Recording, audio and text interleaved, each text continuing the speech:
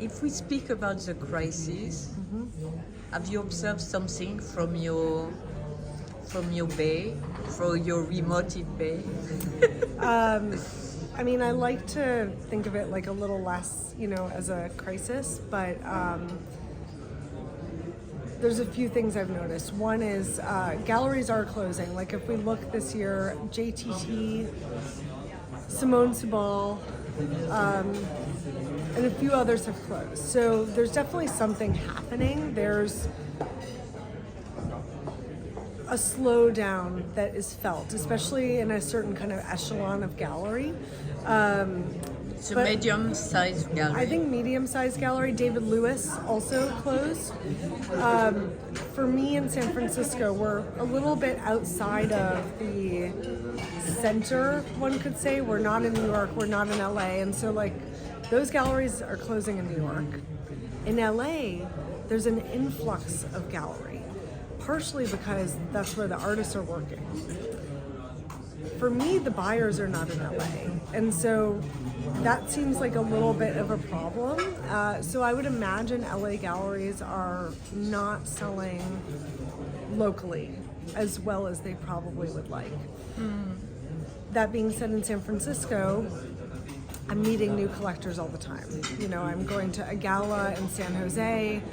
I'm introduced to collectors who are buying not just like at a local gallery, but like on a major level. And they're in my backyard, and this is happening like on a daily, weekly basis in San Francisco. Okay. So we could say that people are distracted. There's elections happening. There's wars. There's a lot of unknowns right now, but by and large, the people who have money and are interested in buying are still there. And then there's the people who maybe never turn into like a major collector, but they want some art for their homes. And it's hard to understand this, but like San Francisco's home market is incredibly strong. And so, a lot of these interior designers are working with art advisors. They're coming to us looking for art as well. So, but you are one of the rare galleries who began to work with a famous artist who was also previously working with a huge gallery. Yeah. Pace. Yeah. With Loie Hollowell. Also Isaac Julian with Victoria Miro. So I think, we add... Okay, so San Francisco is also, for me, a little bit at the core of why this works. We're not in New York and we're not in LA. We're kind of like not threatening, A lot of people want in on the market in San Francisco, and we have that in.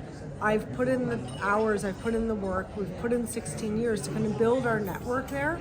And so if a gallery like Pace wanted to partner with another gallery for Loie, we're kind of a smart choice, I think, on their part, because we're not in a city where they also, have another space. They actually did have a space, Pace in particular, in Palo Alto, which they closed. But it was small. It was like the size of the room we're in now, where our gallery is much grander. I think with Loie and we also add a different perspective. I'm a female-owned gallery. I'm a queer gallery. I'm a gallery that thinks a lot about motherhood, about women's issues, Judy Chicago, Central Core imagery. These are things that are like deeply inherent to the work that we do, kind of like across the board.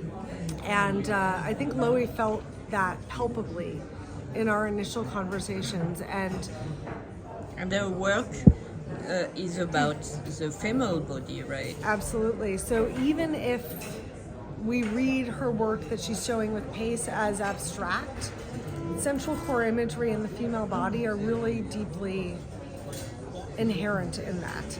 And we've been really fortunate, I say fortunate because I really believe that, to be able to present work of hers that kind of pushes the boundaries a little bit more.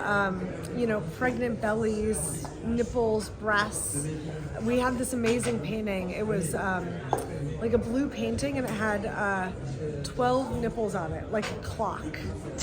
And I just absolutely loved it. I loved the kind of surrealism of it. And it really, for her, was thinking about these memories of breastfeeding, you know, which, like, if you've ever done it, you know, as a mother, it's like you're constantly doing it. Yes. The baby needs more. You think you just did it. It was 10 minutes ago, and then they want more. And so it's this, like, time becomes, it sort of stands still in that moment. And in the work that we have at the booth, I think she's really talking about that. She's talking about the passing of time during, like, a very intimate, maternal kind of moment with a child.